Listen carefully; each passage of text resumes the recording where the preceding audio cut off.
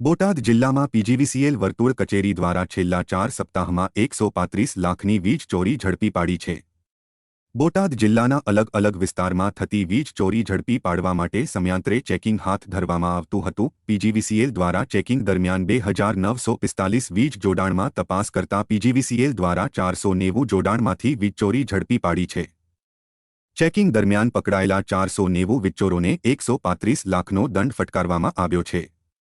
જો કે બોટાદ જિલ્લામાં વીજ ચોરી નહીં ઝડપાઈ હોય તેવા કેટલા કનેક્શનો હશે અને તેનો આંકડો કેટલો મોટો થતો હશે તેનું અનુમાન કરવું મુશ્કેલ છે।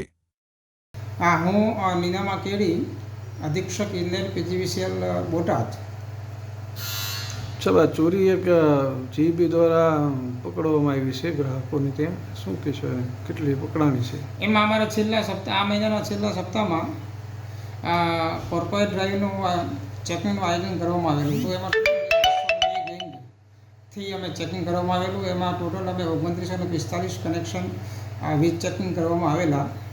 એમાંથી ટોટલી 490 કનેક્શનમાં વીજ ચોરી પકડાયેલી અને એ વીજ ચોરીની રકમ ગણીએ તો લગભગ 135 લાખ જેવું થાય છે। તો ચેકિંગ વીજ ચોરી અટકાવવા માટે અમારે ચેકિંગ કરવું પડતું હોય છે।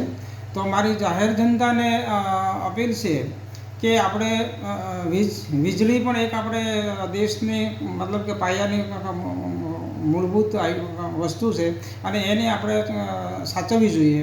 તો એને આપણે ચોરી અટકાવી અને રાષ્ટ્રને ફાયદો થાય, રાષ્ટ્રના હિતમાં આપણે કામ કરી શકીએ એવું આપણે કરવું જોઈએ।